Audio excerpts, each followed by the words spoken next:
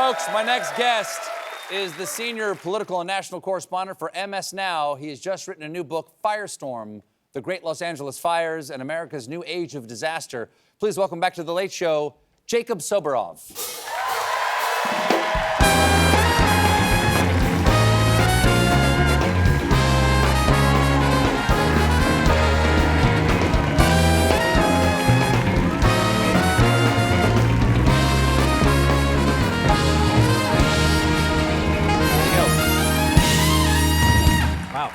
Welcome back. Thank you for having me. Nice to see you. Always nice to talk to you. I want to get to your book, Firestorm, in just one moment. But before we get into the book, you just got back from Minneapolis. I did, where yeah. I know, among other things, you were covering the ICE raids and you spoke with Governor Tim Walz.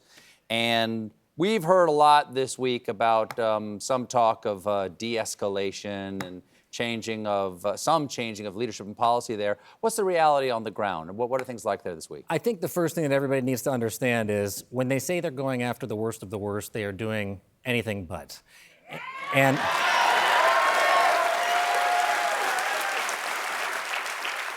frankly, it's depraved what I have seen, not just in Minneapolis, but in Los Angeles, in Charlotte, in Chicago, in the hallway of 26 Federal Plaza here in New York City.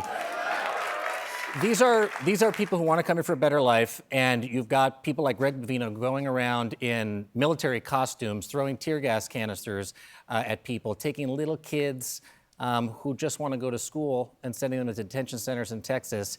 It's awful, quite frankly, but I will say the people in the streets are what has given me extraordinary hope, and that's what kicked Greg Bovino out of Minneapolis. The people's response. Yeah. I know the first time we ever spoke actually had to do with your covering of immigration closely during the first Trump administration. Yep. And you wrote a best-selling book about his family separation policy. And I'm just curious, now, compare Trump's immigration policy now to Trump 1. What is different? What's the same?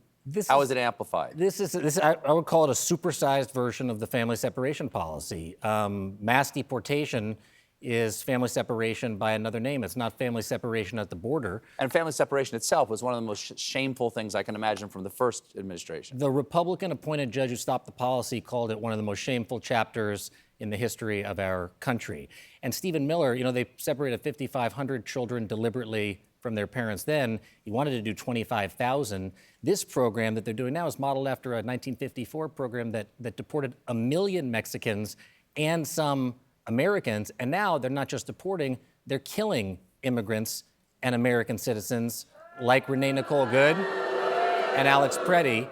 And that's why we have to be in these cities. That's why I continue to go there. That's why we continue to spotlight this. And that's why I think, as I said again, it is so extraordinary to watch American people push back on this. As horrifying as it was the first time, and it was shocking to watch this during the first Trump administration.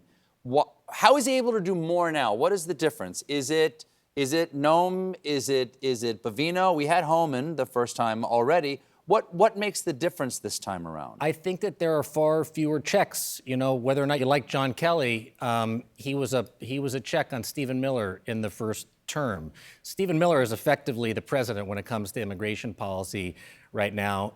As much as I think it pains me, and I think probably all of you, to hear that, but and the other thing is you've got Tom Homan. Tom Homan went in and he replaced Gregory Bovino. Tom Homan said to me on the second day of the raids, someone is going to die. That was 7 months ago in Los Angeles. They knew that this is exactly the plan, and the people who are the most extreme voices within the administration have the most powerful positions today. What did he mean, do you think, when he said that? Someone is going to die. Did he say this is going to lead to a conflict that will lead to violence, like this amount of pressure on a community is going to lead to someone lashing out? And was he meaning like someone is going to kill an ICE officer? Or what did he think was going to happen? I think he meant someone is going to get killed because of the tone and the tenor of the aggressiveness of the operations will lead to people pushing back, and that clash, when I talked to Gavin Newsom, or when I talked to J.B. Pritzker, or when I talked to Tim Walz yesterday, they all say the same thing. These clashes that Tom Homan has sort of telegraphed are set up to have the invocation of the Insurrection Act, so we can have military troops on American streets.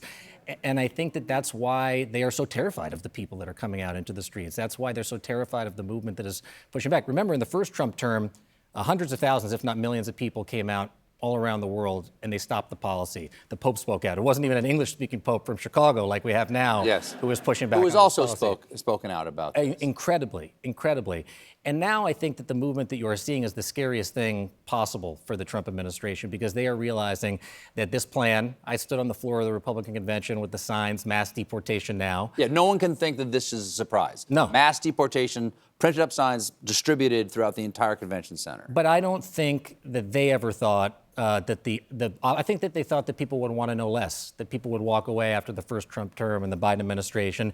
And look at how they're showing up, man. Look at how they're showing up. It's unbelievable. We have to take a quick break. We'll be right back with more Jacob Soboroff, everybody. Stick around.